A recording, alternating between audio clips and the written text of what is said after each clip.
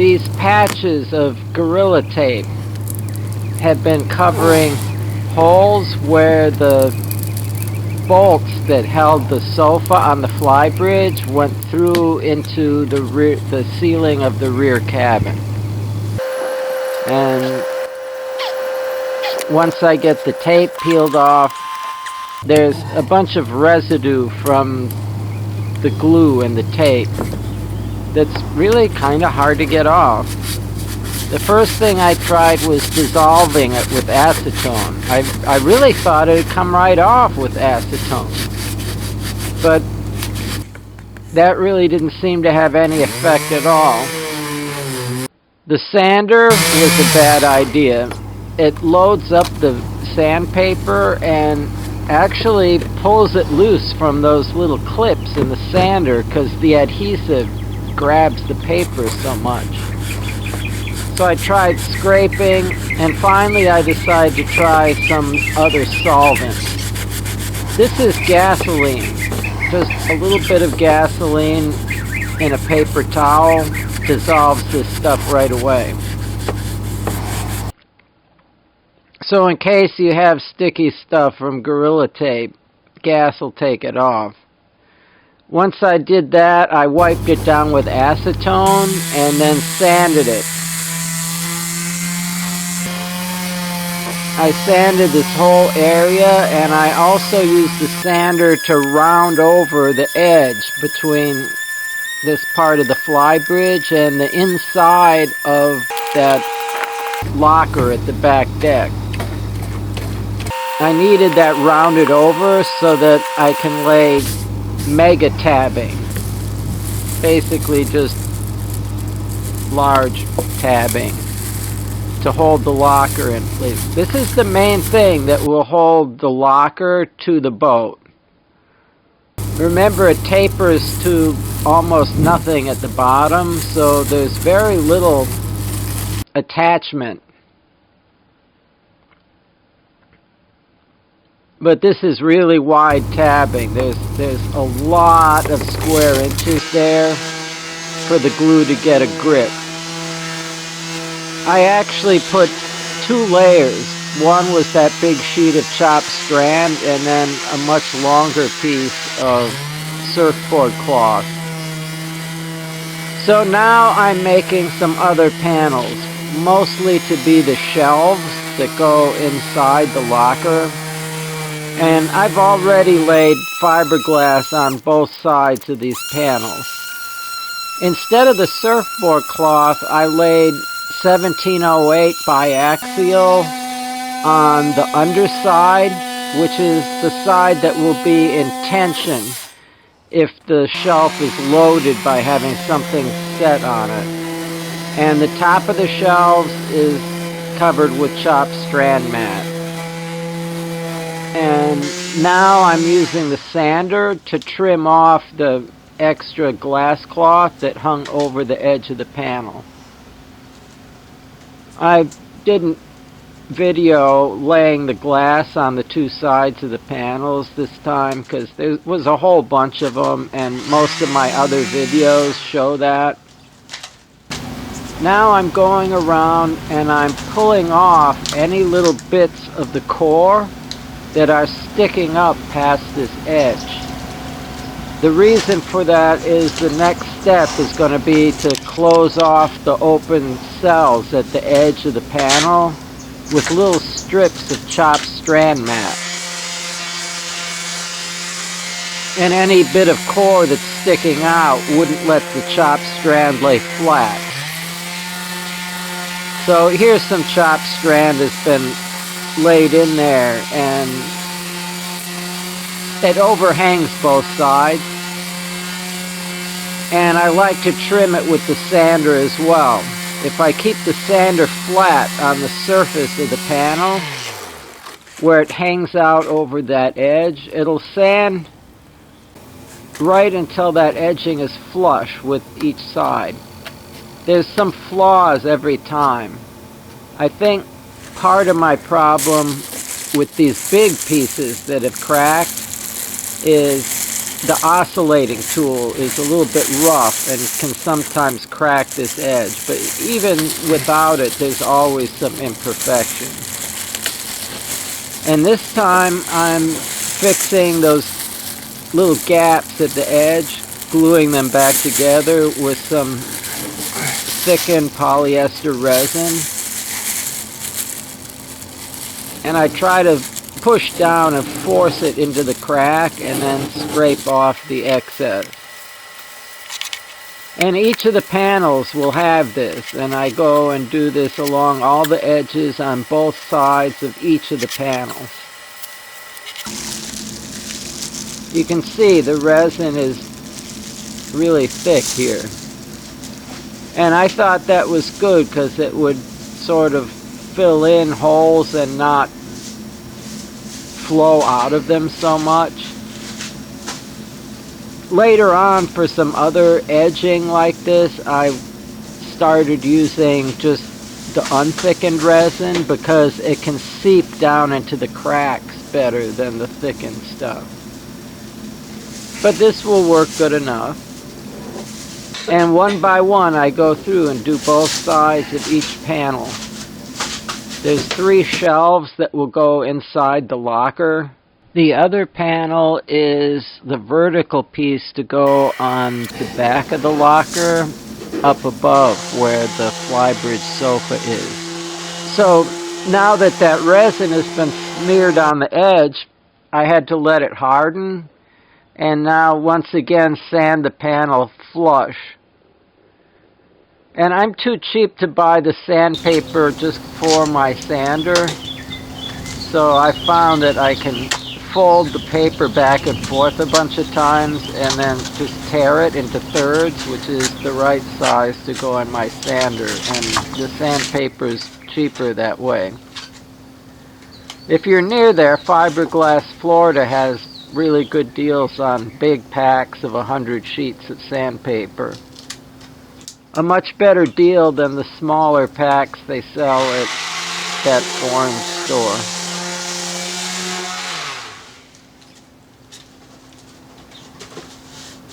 And since I filled in the edge on both sides, I have to sand both sides of each panel smooth. I've also started sanding the actual edging itself. Some of my earlier projects I just left that as is and it was a little bit lumpy. I think it looks better smooth like this. I think I'm getting the edging done a bit better now. I missed a spot right there. And I'm starting to burn through right there.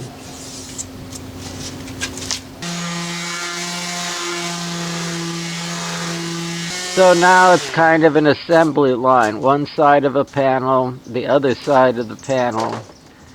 Then get the next panel and sand that.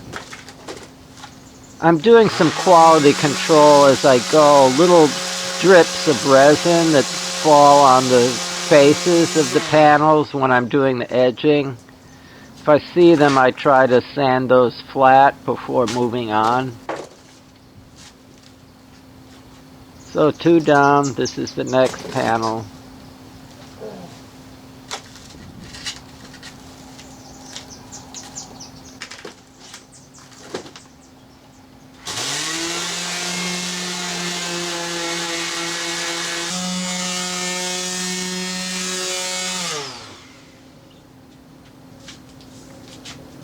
So basically sand, inspect, see if there's some place that needs a little bit more.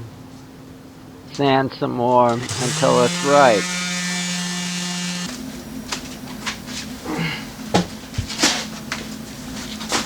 I cut this piece of honeycomb core for the front of the locker, and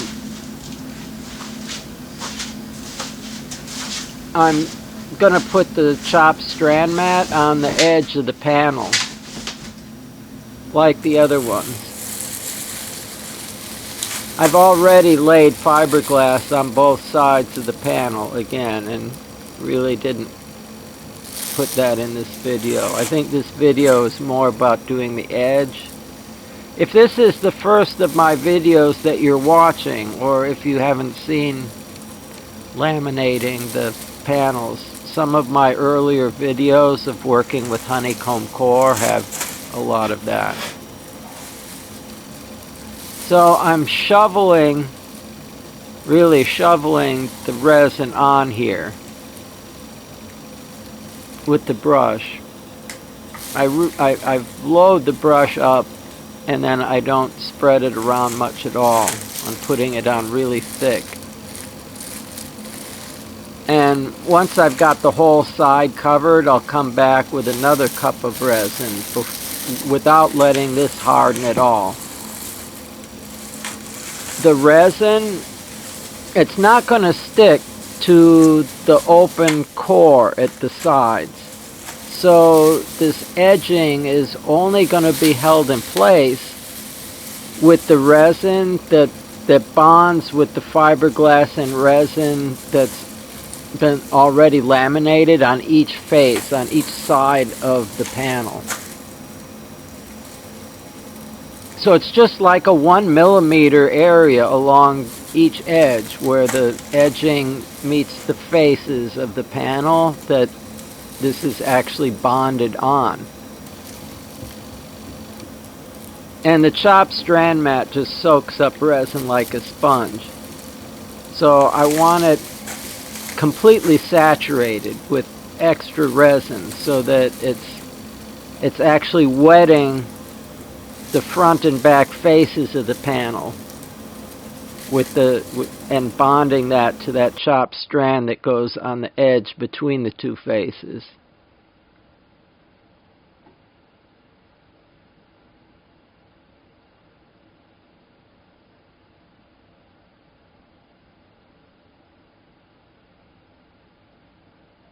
So now that that's all laid down, oh yeah, there's a spot here where a little bit of the core was sticking up and wouldn't let this lay flat. So I'm just rolling the chopped strand back a bit and trying to grab that little whisker of core and pull it off. And you can see how tough the core is. It's polyethylene plastic, like all little straws. And if you're looking at one of the faces of the panel, the front or the back, the little straws are like on end. And so they won't compress at all, although that whole middle is almost completely air. That's how the panel can be so light and the core can't compress if there's loading on the panel. Each face of the panel is in tension, and then the core is incompressible, so it makes the panel very stiff. And this panel was actually so tall that I couldn't do the top edge inside.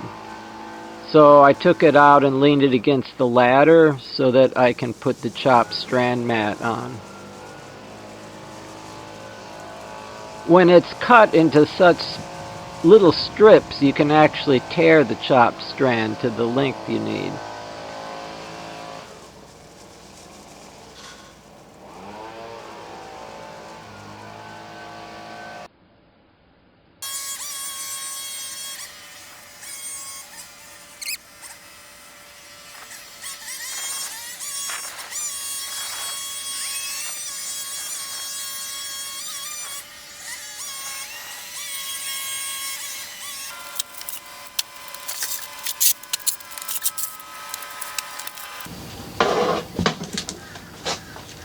So all of that resin has hardened now, and it's the next day. And you can see how the chopped strand is a bit wider than the panel, so it's sticking over the edge on both sides. And I'm going to use the sander and the oscillating tool to cut this down. really, you should just use the sander. I found that I had created problems for myself with the oscillating tool, with it vibrating so violently that it would break the bond between the edging and the face of the panel, creating more repair for me later. But it was a learning experience, and I could always fix it by putting more resin in the edge.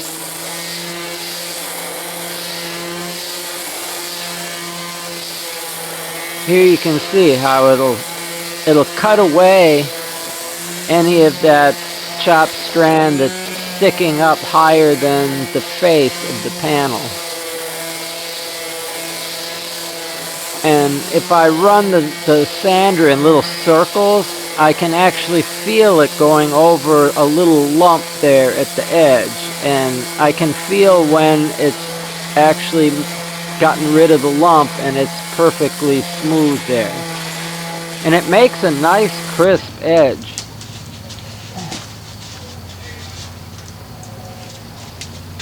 And of course, you have to do this on both sides every time.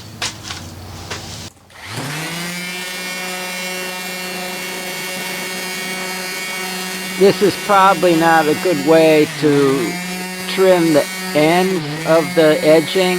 You can see that it's come loose from the two sides. I think if I only used the sander going downward like that, it would have been a lot better. But like I said, there's always going to be some little gaps there at the edge that need to be fixed later, so it's not a big deal. I just got a little bit more to fix this time.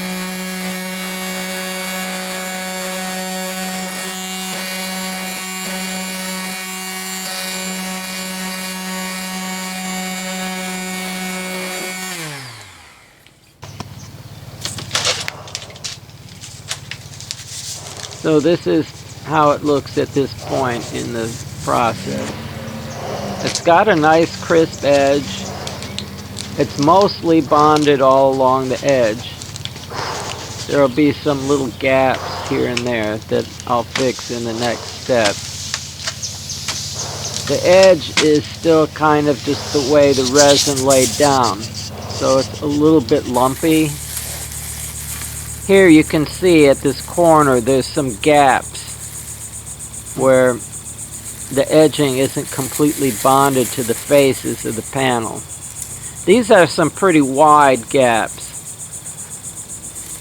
I've switched to non-thickened resin, and it's just resin and hardener here, so that it can flow into the little cracks at the edge better. And I'm going to go all along and do the whole edge of the panel.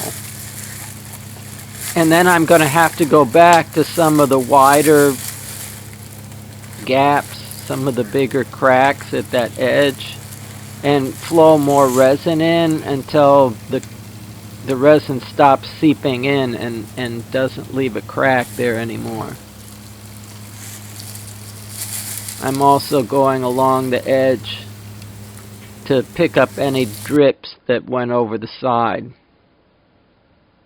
So here I go all around the panel. And you'll be able to see I go to that far corner and the near corner several times.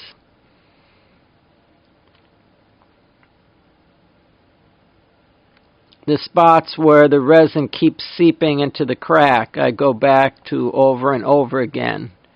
And after a few minutes, the resin will start to thicken up and fill in the cracks. And of course, you have to sand after every step in fiberglass. But there it is, that edge is closed in now.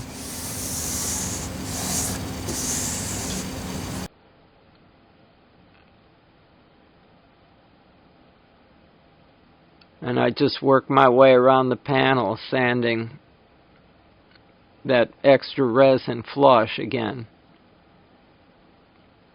I'm sanding off all the resin I put on except for the stuff that went into the cracks. And as always, you have to do both sides.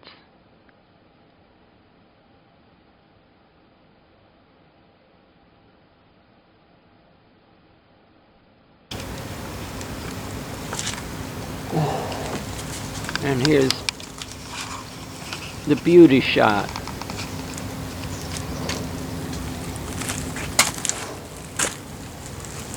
These edges are looking nicer than the other ones that I did. There's still some little dents and stuff along that top edge that maybe I'll try to fill in with some fairing compound before getting gel coat on the panel. There's still a lot of work to do with this panel because I have to cut a door into it, and the Nidacore won't support hinges very well, so I'll have to inlay some wood so that the hinges can attach there, but that's for next time.